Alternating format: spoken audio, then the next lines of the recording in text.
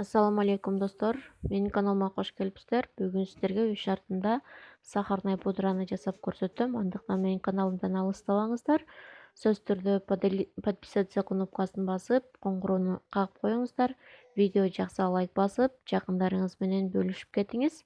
Поделиться кнопкасын басып, анда биз сахарный пудраны жасоо үчүн бизге керектүү кумшекер, блендер, пакет, нургуч керек болот. Анда биз сиздерге 2 жол менен сахарный пудраны кантип үй шартында жасайт, ошону көрсөтүп берейин. Сөзсүз түрдө сиздер да үй шартында жасап көрүңүздөр. Мына пакетке кумшекерди салып алдым. Эми пакеттин оозун бекитип алабыз.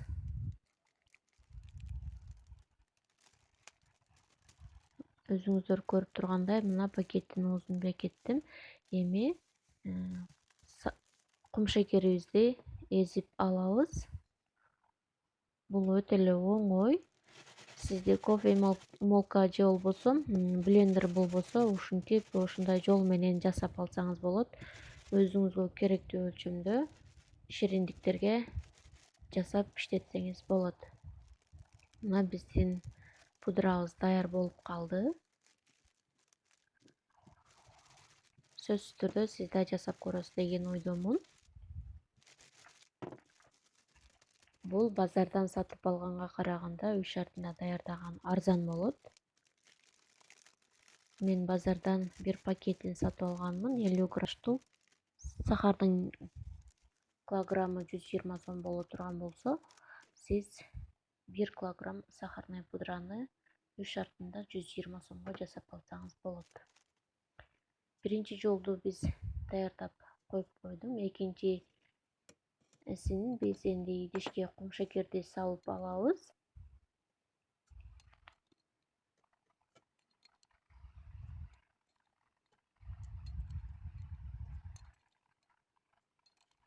Кумшекерди салып, блендер менен майдалайбыз.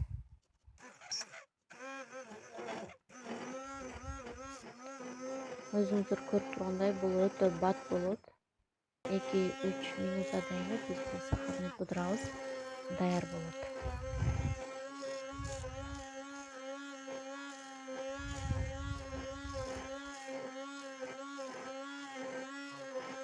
Азыр мен сиздерге салып, экөөнү тең жакшылап көрсөтүп берем, салыштырып. Экөөнү тең, айырмасы жок. Бир аз убакыттан эле айырма болбосо, экөө тең бирдей майда болот.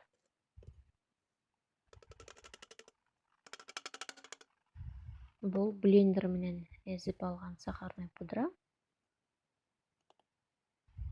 Мына көрүп турасыздар. Бул колубуз менен эзген пакеттеги сахарный пудра. Эч кандай айырмачылыгы жок. Сиз дагы сөзсүз түрдө жасап көрөсүз деген ойдомун. Эгер менин видеом жакса, сөзсүз сөөмөйдүн учун аябаңыздар. Лайктан бастырып, жакындарыңыз менен бөлүшүп кетиңиз. Комментарий жазганды да унутпаңыз. Саламатта туруңуз.